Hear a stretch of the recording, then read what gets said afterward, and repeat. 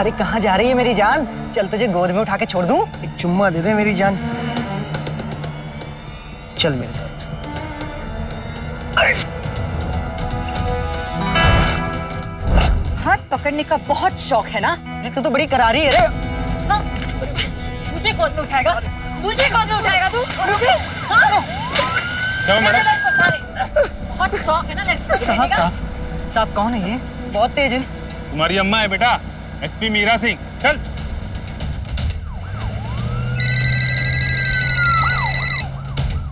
Hello. 25 साल बाद आपको न्याय मिला है। क्या?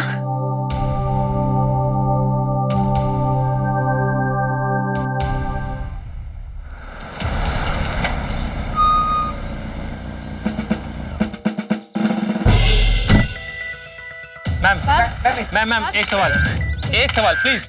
Madam excuse me.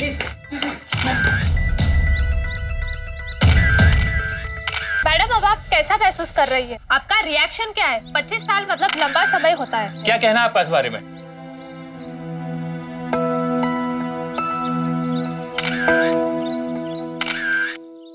मैम, ये है निडर और बेहद ईमानदार सिटी एसपी मीरा सिंह। मीरा के शहर में आते ही यहाँ का क्राइम रेट बहुत कम हो गया।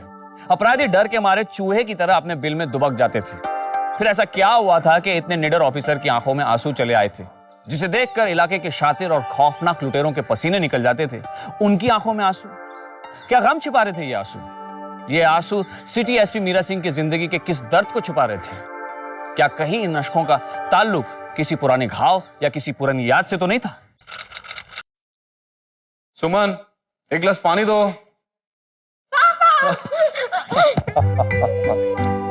बाबा एक मिनट। हाँ बोलो। बैठो, एक मिनट।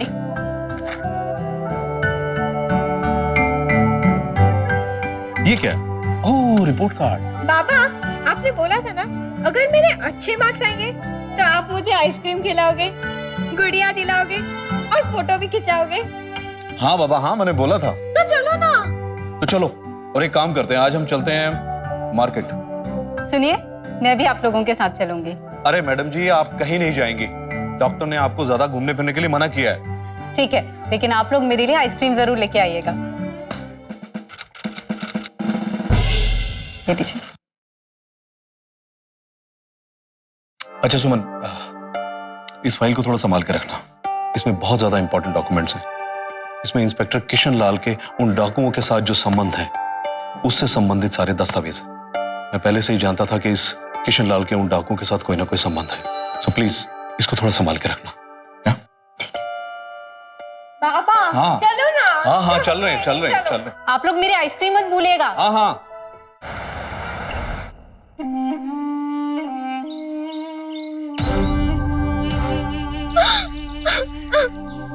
तू रो क्यों रही है? तेरे पापा बाहर ही तो गए हैं, अभी आ जाएंगे थोड़ी देर में, समझी? इसे गहरा सदमा लगा है, इसे रुलाना चाहिए। एक तो बेचारी 8 महीना पेट से। नहीं माँ, बाबा आप कभी नहीं आएंगे माँ, कभी नहीं आएंगे। बकवास मत कर, आएंगे तेरे पापा, वापस आएंगे तेरे पापा। मैं लेके आती हूँ उन्हें। मैं लेके आती हूँ।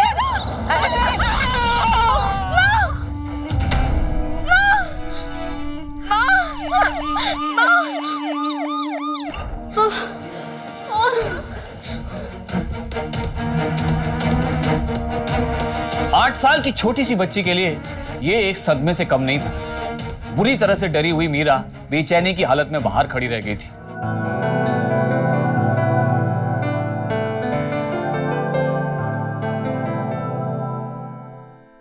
माँ, तेरी बहन आई है मीरा, लेकिन तेरे बाप बाप कभी नहीं आएंगे, कभी नहीं आएंगे। तुम रो मत माँ।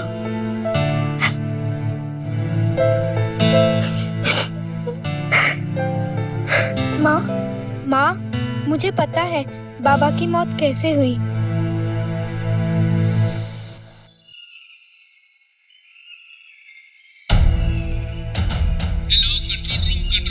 एक मिनट, मैं आया।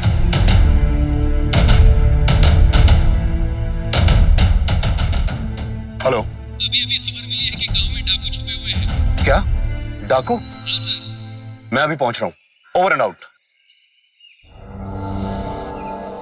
मीरा का क्या करूं? इसको अगर घर छोड़ने चला गया तो बहुत देर हो जाएगी। डाकू निकल ना जाए, इसको अपने साथ ही लेके चलता हूं, यही ठीक रहेगा। चल बेटा।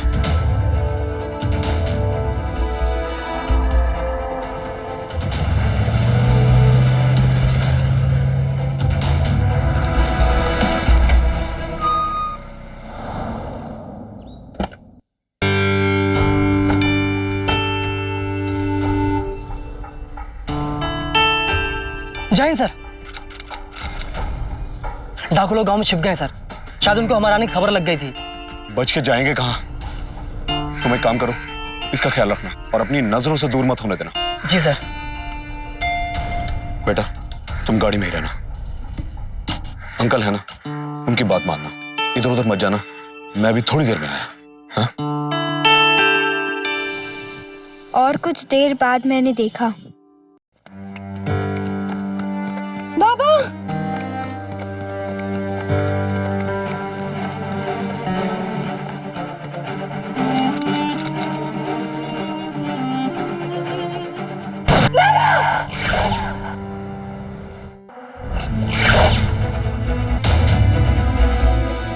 आखिर मीरा ने अपनी मां से ऐसा क्या कहा था कि वो अपनी सेहत की परवाह किए बगैर सीधा पुलिस के एक आला अधिकारी के पास इंसाफ की मांग के लिए पहुंच गई? आप होश में तो हैं? जानती हैं आप क्या कह रही हैं? मैं किशन लाल को अवार्ड अनाउंस करने जा रहा हूं। पर सर, मैं सही कह रही हूँ। ऐसे किसी पर कैसे इल्जाम लगा सकती हैं आप? इतने छोटे बच्चे की बात पर मैं कैसे भरोसा कर लूं? आपके पास कोई गवाह या सबूत है?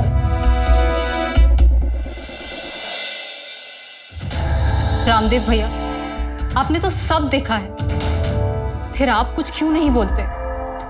हमने कुछ नहीं देखा, हमें माफ कर दीजिए। हम आते हैं, हमें कुछ काम है।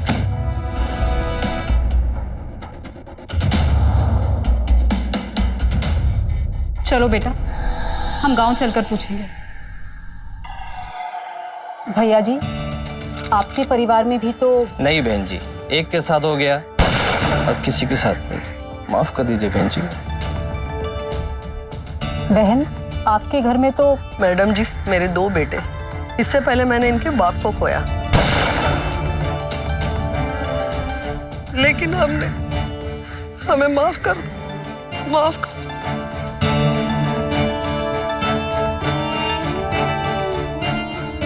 बेटा पानी पिएगी? क्यों बेकार में परेशान हो रही हो बेटी? यहाँ कोई तुम्हारा साथ नहीं देगा, सब लोग कायर हैं, लेकिन मैं तुम्हारे साथ चलूंगा। मैं दूंगा गवाही। सर, अब तो आपको गवाह मिल गया ना? अब क्या कहना है आपका? ठीक है, मैं डिपार्टमेंटल इंक्वायरी का ऑर्डर दे देता हूं। आप लोग निश्चिंत रहिए, अगर आप लोगों के आरोप बिल्कुल सही हैं, तो दोषियों को सजा जरूर मिलेगी।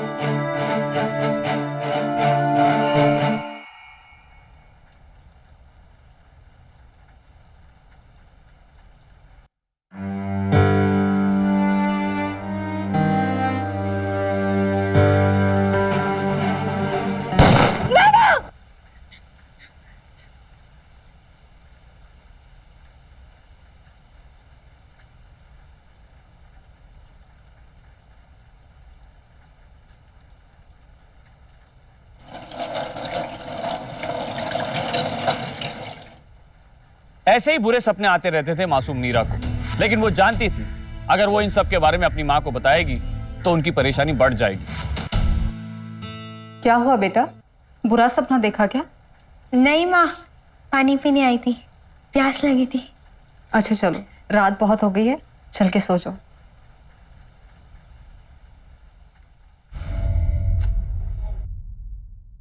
कहां से आए तेरे पास ये पैसे?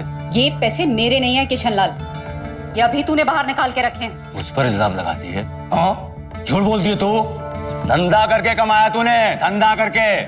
बोल, कहाँ जाती तू? हाँ, तुझे तो सब पता ही है ना, फिर क्यों पूछ रहा है तू? तेरे समझ में नहीं आ रहा क्या? हाँ, मुझसे जमा लड़ाती है तू? हाँ, मैं तुझे जान से मार सकता हूँ, अभी इसी वक्त यहीं पर। तू ऐसा कुछ नहीं कर सकता किशन लाल। और अब तेरा ये नाटक खत्म हो गया है तो मैं चलूं?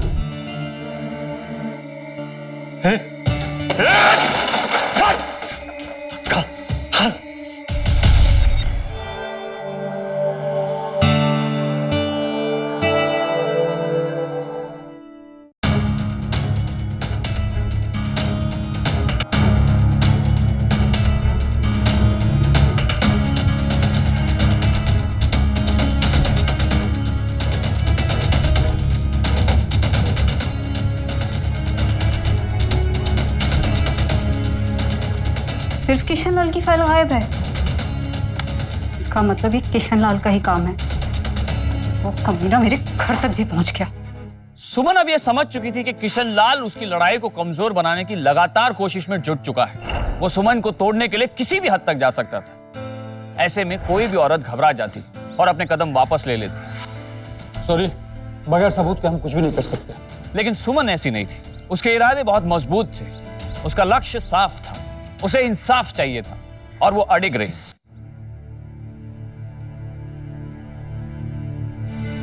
मैं कभी कमजोर नहीं पड़ूंगी। मैं न्याय पाकर ही दम लूंगी।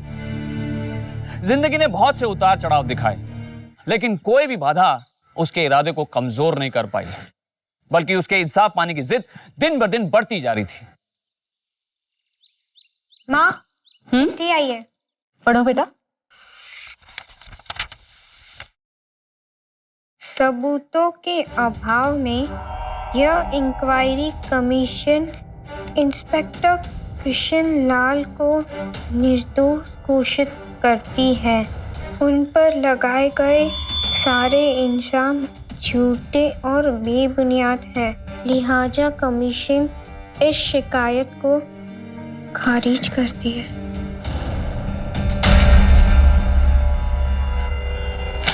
गलत है, ये रिपोर्ट गलत है। ये सब इन लोगों की मिली भगत है। लेकिन मैं ऐसा नहीं होने दूंगी। मैं अदालत का दरवाजा खटखटाऊंगी। और सेशंस कोर्ट में यह केस दाखिल हुआ। काफी लंबा चला था यह केस। अदालत से तारीख पर तारीख मिलती गई। गवाह के नाम पर गांव के सिर्फ एक बुजुर्ग व्यक्ति थे। कुछ सालों बाद वो भी चल बसे और अब सुमन बिल्कुल अकेली हो गई थी। कोई भी उसका साथ देने के लिए तैयार नहीं था, क्योंकि सबको इस बात का डर था कि अगर उन्होंने अपना मुंह खोला तो आरोपी उनके परिवार को मार देगा। वक्त बीतता गया और इसी बीच अदालत ने अपना फैसला सुनाया। सबूतों और गवाहों को मद्देनजर रखते हुए यह अदालत किशनलाल और उनके साथियों को बेगुनाह मानती है। आरोपी पक्ष कोई भी ऐसा गवाह पेश नहीं कर पाया जो मौका वारदात पर मौजूद था। लिहाजा यह अदालत किशनलाल और उनके साथियों को बाइज्जत बरी करती है।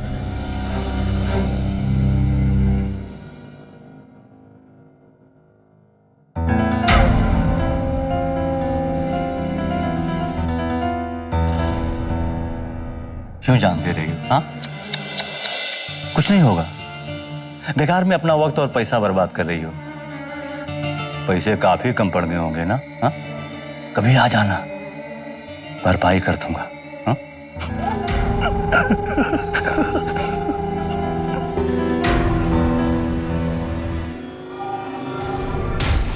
आपने सेशन कोर्ट का फैसला तो सुन ही लिया, फिर भी आप हाई कोर्ट जाना चाहती हैं? वकील साहब, मुझे इंसाफ चाहिए और मैं इंसाफ के लिए सब कुछ करने के लिए तैयार हूं। देखिए, इससे कोई भी फायदा नहीं होगा। सिर्फ आपके परिवार की परेशानी बढ़ेगी और कुछ नहीं। सर, मैं और मेरी बेटियां सारी परेशानियां झेलने के लिए तैयार हैं। हमें इंसाफ चाहिए और जब तक हमें इंसाफ नहीं मिलेगा हम चैन से नहीं बैठ पाएंगे। ठीक है, अगर आप इतना जिद कर रही हैं तो मैं ये केस तैयार करता हूं। लेकिन एक बात याद रखिएगा, इसमें खर्चा बहुत आएगा। आप अरेंज कर सकेंगी?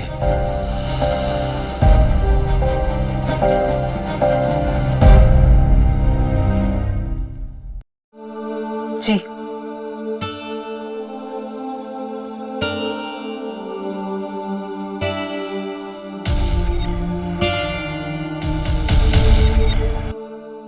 बहुत बड़ी गड़बड़ हो गई।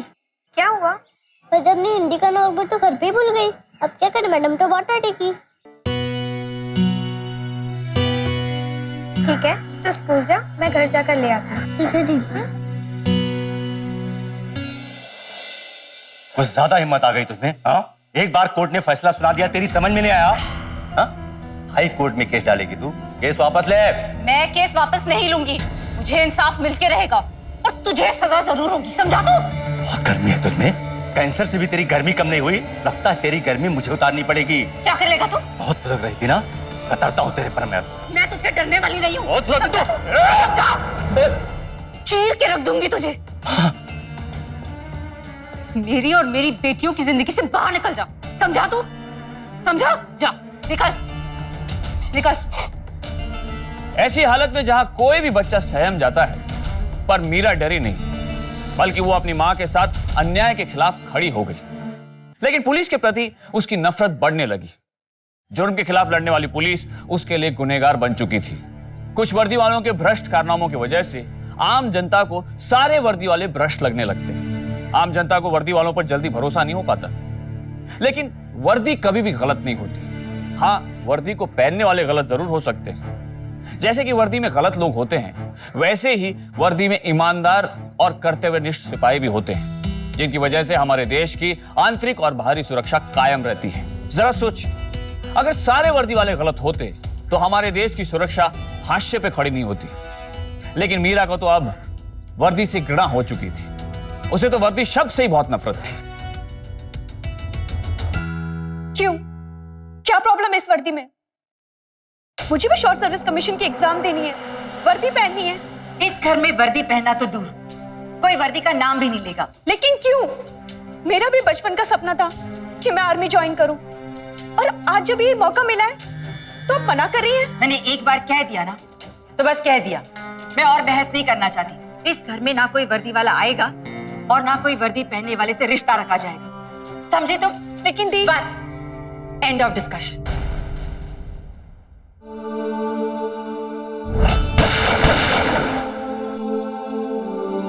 मैं आज भी नहीं भूली हूँ कि पापा के साथ।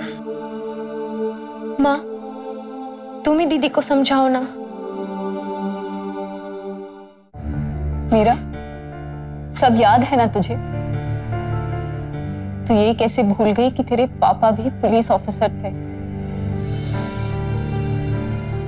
सब वर्दी पहनने वाले किशनलाल की तरह नहीं होते, कुछ तेरे पापा की तरह भी होते हैं, ईमानदार, जो सच्चाई का साथ देते हैं। दुश्मन भी अगर सही हो तो दुश्मन का साथ देते हैं, न्याय के पथ पे चलते हैं। ठहर, एक मिनट।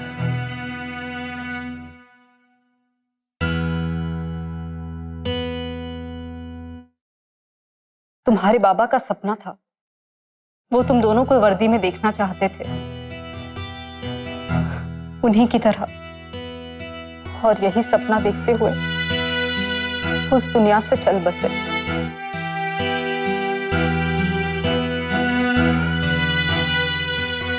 जानती हो, इतनी परेशानियों के बावजूद, इन परिस्थितियों में भी क्यों मैंने कभी तुम दोनों की पढ़ाई लिखाई पर कोई आंच नहीं आने दी?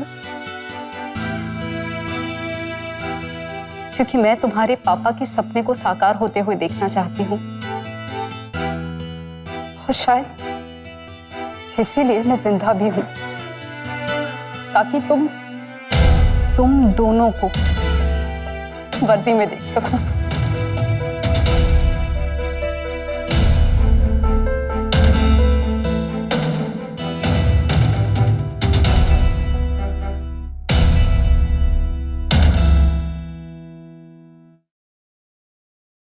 दी, सिविल सर्विस का फॉर्म भी आया है अखबार में। सुमन के साथ इतना कुछ हो गया, लेकिन पुलिस पर उसका विश्वास डगमगाया नहीं था। उसे पता था कि पुलिस में अगर किशनलाल जैसे भ्रष्ट पुलिस होते हैं तो उसके पति जैसे ईमानदार और बहादुर पुलिस वाले भी होते हैं। सुमन के समझाने पर मीरा को इस बात का एहसास हुआ और वो नरम पड़ी, लेकिन किशन लाल के प्रति उसकी नफरत कम नहीं हुई। उषा एसएससी की तैयारी में लग गई और मीरा सिविल सर्विस की तैयारियों में जुट गई। दूसरी तरफ सुमन कहां चुप बैठने वालों में से थी। उसने हाई कोर्ट में अपने केस को जारी रखा। सालों बाद खुशी का एक पल आया। उषा एसएससी की परीक्षा में पास हो गई और मीरा सिविल सर्विसेज की परीक्षा में पास हो गई। वक्त बीतता गया, मीरा और उषा की ट्रेनिंग पूरी हुई। मीरा को अपनी पहली पोस्टिंग मिली और उषा को कमीशन। दोनों बहनें बहुत खुश थी और वर्दी में घर लौटने वाली थी। उन्होंने आने की खबर अपनी मां को नहीं दी थी। वो सुमन को सरप्राइज देना चाहती थी, लेकिन नियति ने तो कुछ और ही तय कर रखा था। माँ, माँ, माँ, माँ, माँ देखो ना। हाँ, माँ, माँ के देखो ना माँ, माँ, माँ।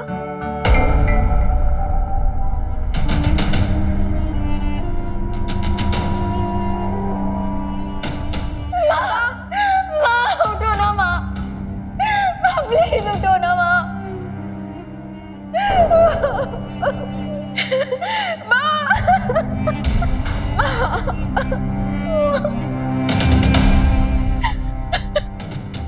माँ प्लीज आंखें खोलो माँ, उठ जाओ माँ।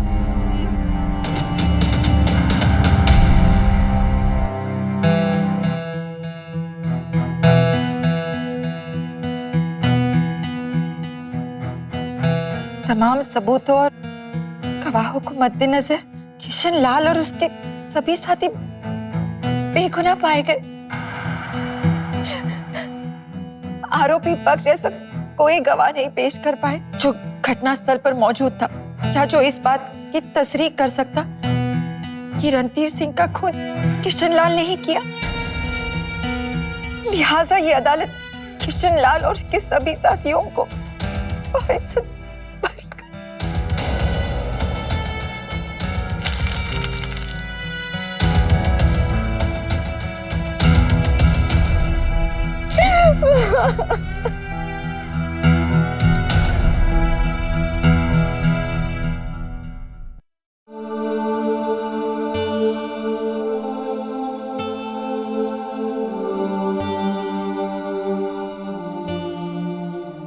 उषा, दीदी तुम ठीक ही कहती थी। इस वर्दी से तो नफरत ही करनी चाहिए। यहाँ ईमानदार लोगों की कोई कदर नहीं है। उषा, याद नहीं माँ ने क्या कहा था? हर जगह हर तरह के लोग होते हैं, लेकिन हम वर्दी वालों के खानदान से हैं। हम वर्दी जरूर पहनेंगे और पापा की तरह वर्दी की लाज भी रखेंगे। तू अपनी पोस्टिंग ज्वाइन कर। लेकिन मां ने जो जंग छेड़ी है उसे हम आखिरी दम तक लड़ते रहेंगे।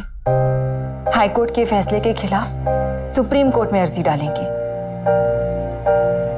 जैसे मां अंतिम सांस तक लड़ती रही, हम भी लड़ेंगे। न्याय जब मिलेगा तब मिलेगा, लेकिन अगर हम वर्दी पहनेंगे तो कम से कम बाबा का एक सपना तो पूरा होगा। मीरा और उषा के सर से पिता का साया तो उठ ही चुका था। अब मां का साया भी उनसे हमेशा के लिए दूर हो गया। लेकिन दुख में हार मानकर बैठना नहीं सीखा था मीरा और उषा ने। इसलिए दोनों ने अपनी अपनी पोस्टिंग संभाली और पूरी निष्ठा के साथ अपना काम करने लगे। करीब 2 साल बाद मीरा के सीनियर ऑफिसर ने उसे तलब किया और उसके हाथों में एक फाइल दी जिसमें डिपार्टमेंट के कुछ अफसरों पर रिश्वत लेने के इल्जाम थे और अगर वो कसूरवार साबित हुए तो उन्हें नौकरी से बर्खास्त करने का भी हुक्म था।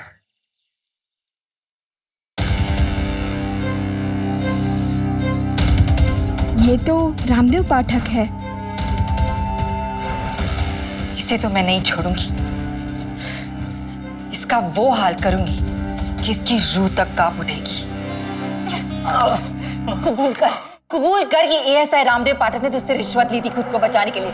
कबूल कर वरना तेरा वो हाल कर दूंगी कि तेरी रूह भी कांप उठेगी। समझा तू? लेकिन मैडम, मैंने ऐसा कुछ भी नहीं किया। रामदेव जी ने कोई रिश्वत नहीं ली। कोई रिश्वत नहीं ली? कोई रिश्वत नहीं ली? हाँ, वो मेरा दोषी है, उसे इस गुनाह की सजा मिलनी चाहिए। समझे तुम? मिलनी चाहिए। नहीं मैडम, अब और बर्दाश्त नहीं होता। आप जो कहेंगी मैं वही कहूंगा। रामदेव पाठक ने रिश्वत ली थी, मैं किसी के भी सामने ये कबूल करने को तैयार हूं। मैंने कुछ नहीं किया, ये चुप रहने की सजा है। नौकरी जो बचानी थी, बीवी बच्चों का चेहरा सामने आ गया, इसलिए कुछ बोलने की हिम्मत नहीं हुई। अरे उषा, तू कब आई? अभी दी मेरा ट्रांसफर हो गया बटालिक। सोचा जाते जाते तुमसे मिल लूं। वहां तो सेल फोन भी काम नहीं करता, और चिट्ठी तो 3 दिन बाद मिलती है। क्या हुआ दी? तुझे ये आदमी याद है? इसी की वजह से पापा के कातिलों को सजा नहीं हुई, लेकिन आज मैं इसे बदला लेकर रहूंगी। इसे और उसके फैमिली को सड़क पर ला दूंगी। लेकिन दी, वो तो इस मामले में बेगुनाह है ना। जो भी हो, मैं उसे छोड़ूंगी नहीं। फॉल्स चार्जेस को सही साबित करके उसे नौकरी से निकलवाऊंगी, फिर उसकी प्रॉपर्टी कॉन्फिस्केट कराऊंगी। मगर दी, ये सब तो गलत है ना। क्या तुम्हें याद है माँ ने क्या कहा था? सब वर्दी पहनने वाले किशन लाल की तरह नहीं होते, कुछ तेरे पापा की तरह भी होते हैं। ईमानदार, जो सच्चाई का साथ देते हैं। दी, निर्दोषों की सजा तो उसके परिवार वाले भुगतते हैं, और ये आपसे अच्छा कोई नहीं जानता।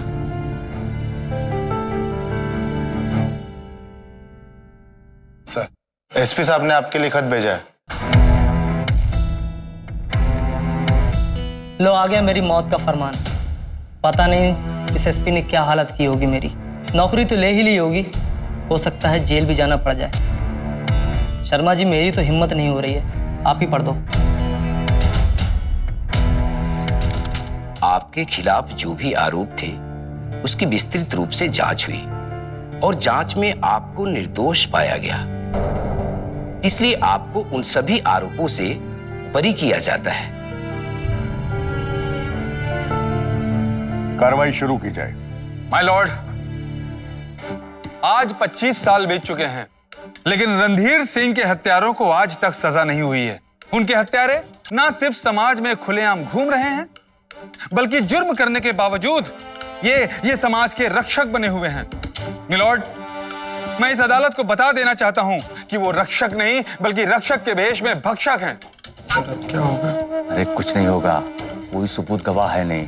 पहले भी तो केस किया था, क्या हुआ? हा? फैसला हमारे पक्ष में हुआ ना। हा? आरोप पक्ष यदि कोई गवाह या ठोस सबूत पेश करना चाहे तो कर सकता है। जी हाँ मिलॉर्ड, मैं ऑफिसर रणधीर सिंह की बड़ी बेटी एसपी मीरा सिंह को इस कटघरे में बुलाने की इजाजत चाहता हूं। इजाजत है। Thank you.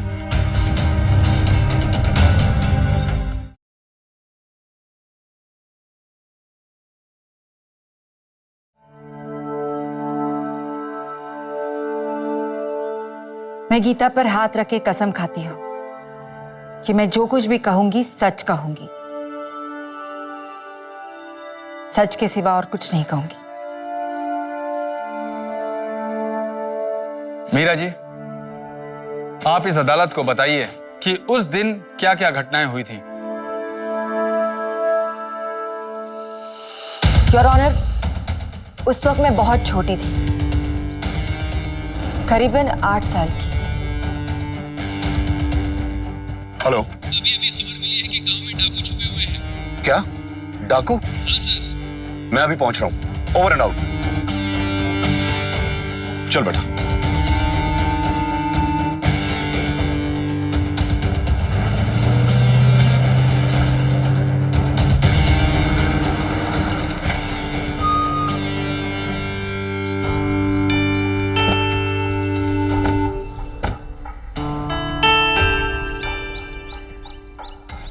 जय हिंद सर, डाकू लोग गांव में छिप गए सर।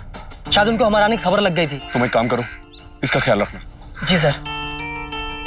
बेटा तुम गाड़ी में ही रहना, मैं अभी थोड़ी देर में आया। हाँ?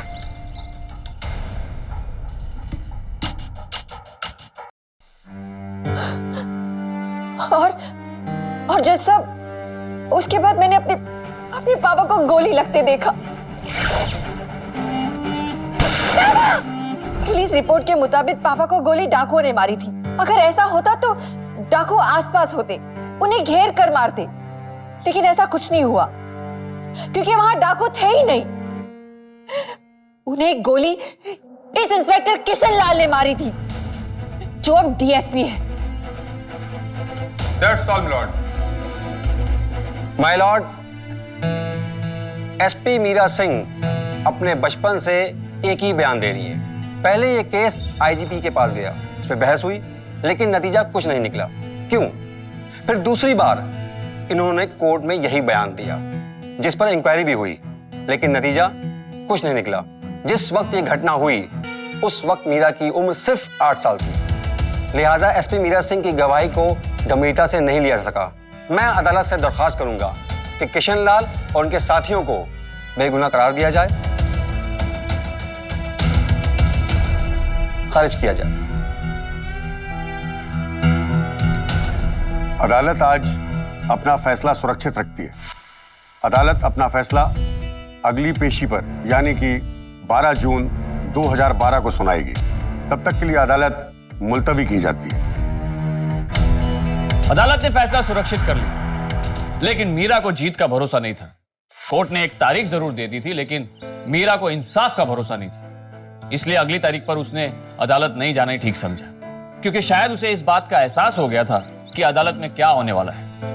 न जाने अदालतों में कितनी अर्जी दी गई, लेकिन कोई भी नतीजा नहीं निकला। तो फिर एक और तारीख में नया क्या होने वाला था? सारी परिस्थितियों और कानूनी पक्षों को देखने के बाद अदालत इस नतीजे पर पहुंची है कि बचाव पक्ष के खिलाफ फैसला सुनाने के लिए कोई भी ठोस सबूत या गवाह नहीं है। ना ही आरोपी पक्ष अब तक कोई ठोस गवाह को पेश कर पाया है। लिहाजा अदालत को पुलिस की रिपोर्ट को ही सही मानना होगा। माय लॉर्ड, मैं अदालत की कार्रवाई में रुकावट डालने के लिए माफी चाहता हूं, लेकिन अभी अभी इस केस के पहलुओं पर रोशनी डालने के लिए एक नया गवाह हाजिर हुआ है। मैं उसे अदालत में बुलाने की इजाजत चाहता हूं। इजाजत है। Thank you milord.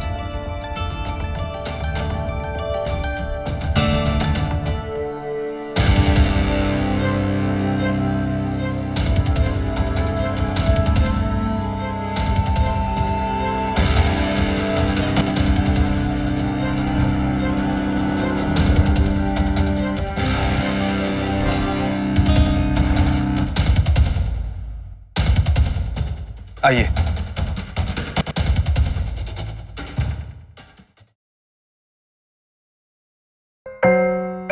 मैं गीता पे हाथ रख के कसम खाता हूं कि जो कुछ भी कहूंगा सच कहूंगा, सच के सिवा कुछ नहीं कहूंगा।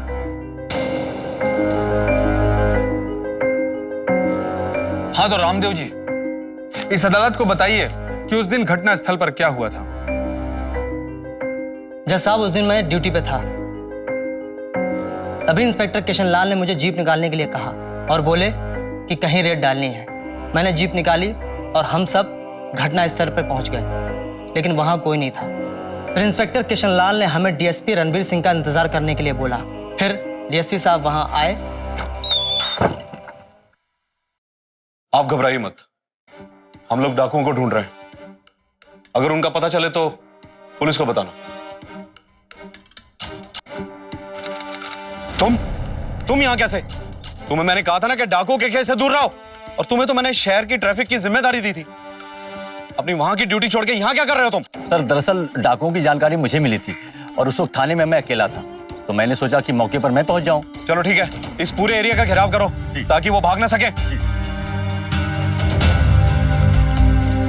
इस डीएसपी को रास्ते से हटाने का इससे अच्छा मौका फिर कभी नहीं मिलेगा। कई महीनों से हमारे पीछे हाथ ठोकर पड़ा है। अब तो इसके पास हमारे खिलाफ सबूत भी आ गए हैं कि हमारा और डाकुओं का साथ। अगर इसने इंक्वायरी कमीशन के सामने सारे सबूत रख दिए तो हमारी नौकरी के साथ साथ सब कुछ चला जाएगा। सड़क पर आ जाएंगे हम लोग। सर, आज इस डीएसपी का कुछ ना कुछ तो करना ही पड़ेगा। सही कह रहा तू, चलो मेरे साथ।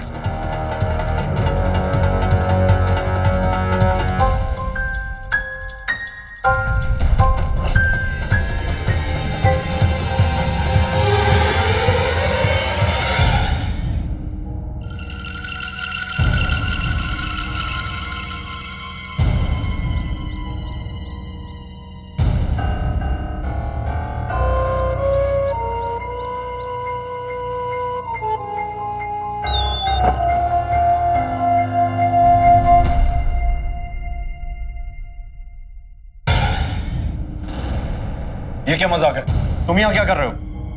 तुम्हें तो मैंने नाकाबंदी के लिए भेजा था ना? वही तो कर रहा हूं सर जी, नाकाबंदी, लेकिन अपने फायदे के लिए। आपके पास सारे सबूत जो आ गए हैं। बहुत गलत किया सर जी आपने, कसम से बहुत गलत किया। हमें बहुत बुरा लगेगा सर जी। एक अच्छा ऑफिसर, डीएसपी ऑफिसर, ईमानदार अब हमारे बीच नहीं रहेगा।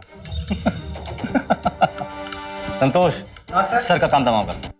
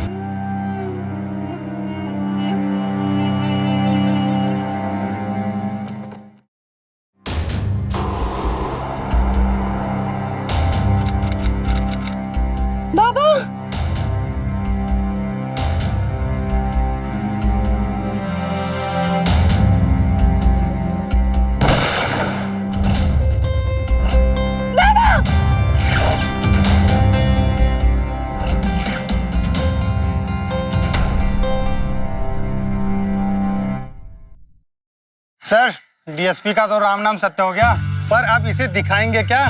कितने सालों से हमारे साथ काम कर रहा, हाँ? ये भी बताना पड़ेगा। इनकाउंटर दिखाएंगे। डीएसपी साहब डाकुओं के साथ मुठभेड़ में मारे गए। अरे माफ करना, मेरा मतलब है शहीद हो गए। सर, लेकिन यहाँ पे डाकू कहाँ है? लाएंगे कहाँ से डाकू?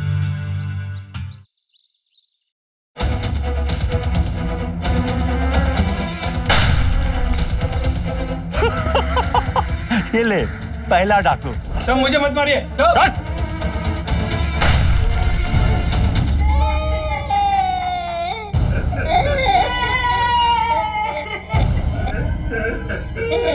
संतोष, हमने जो डाकुओं से बंदूकें बरामद की थी उसको लेकर आ। अभी ला सर। ओके। हमारे बहादुर डीएसपी साहब डाकुओं से लड़ते लड़ते शहीद हो गए। हमने अपनी डीएसपी साहब की मौत का बदला लेने के लिए डाकुओं को घेर कर उन पर फायरिंग करनी पड़ी। इसमें कुछ डाकू मारे गए, बाकी के फरार हो गए। अगर हमारे खिलाफ किसी ने मुंह खोलने के बारे में सोचा भी तो उसका अंजाम इससे भी बुरा होगा। हाँ, पूरा परिवार साफ कर दूंगा मैं, समझे ना? समझा कि नहीं समझा तू? हाँ, समझा ना? उसके बाद इंस्पेक्टर किशन लाल ने पूरी रिपोर्ट झूठी बना के फाइल को बंद कर दिया।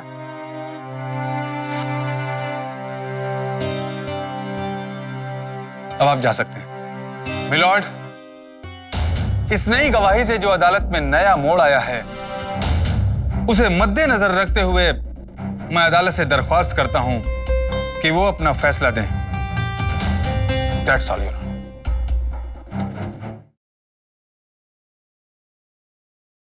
अदालत में हुई अभी अभी गवाही ने इस केस का रुख ही मोड़ दिया है। चश्मदीद गवाह बने एएसआई रामदेव पाठक, जो कि उस दिन घटना स्थल पर अपने होशो हवास में ड्यूटी दे रहे थे, और उन्हीं की गवाही के अनुसार अदालत इस नतीजे पर पहुंची है। डीएसपी किशन लाल व उनके साथियों ने अपने उच्च पदस्थ अधिकारी डीएसपी रणधीर सिंह का धोखे से कत्ल किया, साथ ही वहां उपस्थित मासूम ग्रामीणों का भी कत्ल किया।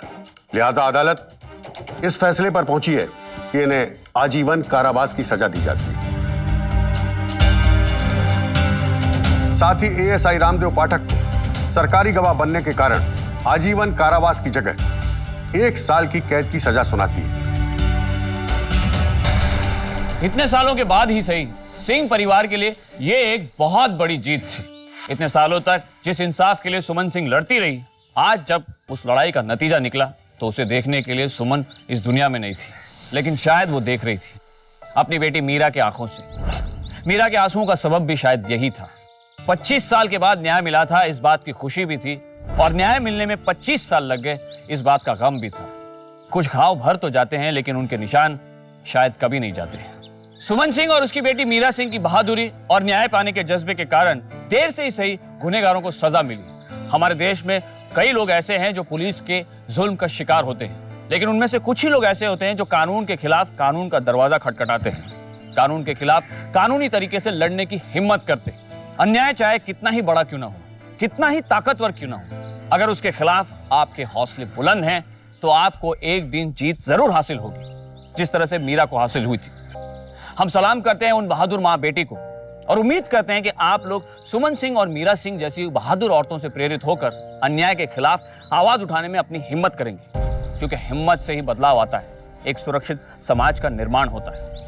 ये सच है कि किशनलाल और उनके साथियों की वजह से पूरे पुलिस डिपार्टमेंट की छवि धूमिल होती है, लेकिन इसका मतलब ये कतई नहीं है कि हम पूरे पुलिस डिपार्टमेंट को उसी नजरिए से देखें। पुलिस व्यवस्था बनाए रखने के लिए हमारे देश की पुलिस पूरी ईमानदारी से अपना फर्ज निभा रही है, अपराध पर अंकुश लगाने के लिए हर मुमकिन कोशिश में जुटी हुई है। अगले एपिसोड में आपसे फिर मिलेंगे एक और ऐसी मिसाल लेकर। अब मुझे इजाजत दीजिए।